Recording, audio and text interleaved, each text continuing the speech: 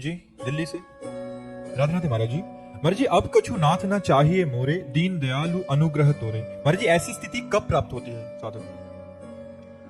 जब सर्वत्र से ममता हटकर एकमात्र भगवान के चरणों में होती है, सब भोगों की आशाओं का त्याग होकर एकमात्र भगवान में आशा रहती है, सब बलों का त्याग होकर के एकमात्र भगवत बल का आश्रय होता है। धन का बल, तपस्या का बल, बुद्धिमत्ता का बल, नाना प्रकार के बलों का त्याग करके एकमात्र भगवान में बल, और सब भरोसों का त्याग करे एकमात्र भरोसा भगवान का,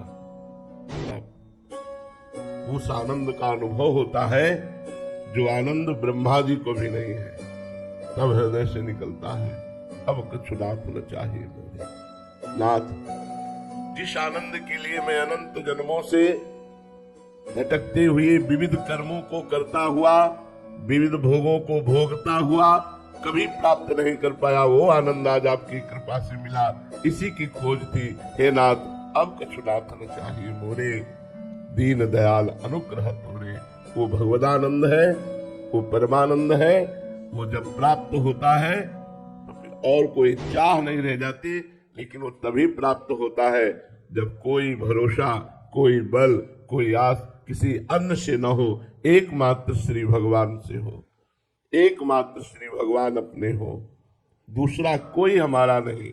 मेरे तो गिरधर गोपाल, दूसरो न कोई। जब दूसरा न कोई, तभी आनंद प्राप्त होता है। भजन करने पर भी ये आनंद की अनुभूति इसीलिए नहीं होती क्योंकि दूसरा कोई है, विषय है, वस्तु है, स्थान है, व्यक्ति है, दूसरा कोई है।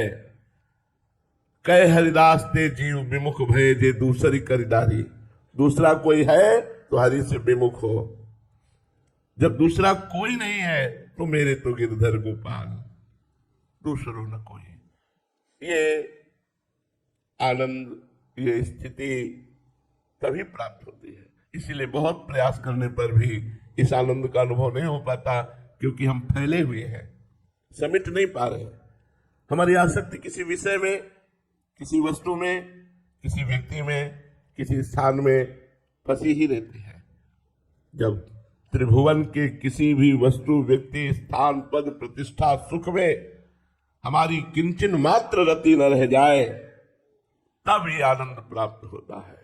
ये आनंद प्राप्त होने के बाद कोई चाह नहीं रह जाती, समस्त कामनाएं शांत हो जाती है, हृदय आनंद से भर जाता है। अन्य स्मृति विहीन, एकमात्र भगवत स्मृति लीन, ऐसी स्थिति होती है। सीमा गर्ग जी। राधे राधे महाराज जी। महाराज जी, संत और असंत में क्या अंतर है? संत जो अपना अहित करे, उसका भी हित करे, उसे संत। जो अपना हित करे, उसका भी अहित करे, वो असंत।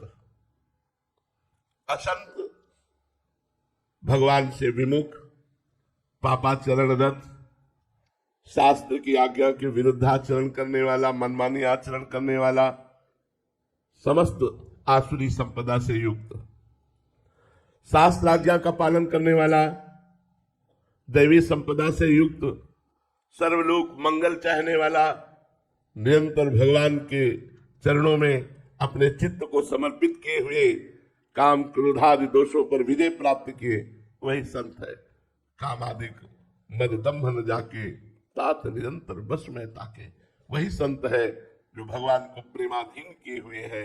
वही प्रेमाधीन कर सकता है जो काम क्रोध लोभ मोह मद मत्सर इन पर विजय प्राप्त कर लिया है भजन के प्रभाव से। जो इनमें फंसा हुआ है, शास्त्र विरुद्ध आचरण करता है, वही असंत। समस्त आसुरी संपदा असंतों के हृदय में होती है और देवी संपदा संतों के हृदय में होती है। विविध प्रकार से देखा जाए, सब में भगवान विराजमान है, पर असंतों का संग न मिले, चाहे नरक भले मिल जाए। बल भल वास नरक करता था और दुष्ट संग जन दे विधाता। दुष्ट संग न मिले, दुष्ट संग जो दूसरों का अहित करते रहते हैं, जो सब में दोष दर्शन करते हैं, जो दूसरों की निंदा करते हैं, जो दूसरों के गुणों में भी दोष निकालते हैं, दूसरों का अमंगल विचारते रहते हैं, ऐसे लोगों का संग न मिले। बरभल बास नरक करता था, दुष्ट संग जनि देहि विधाता। तो संत और असंत में बड़ा अंतर है।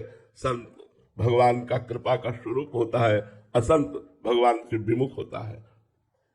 बीना जी राजस्थान से। महाराज जी, देहाभिमान पूर्णता गलित कैसे और कब होता है?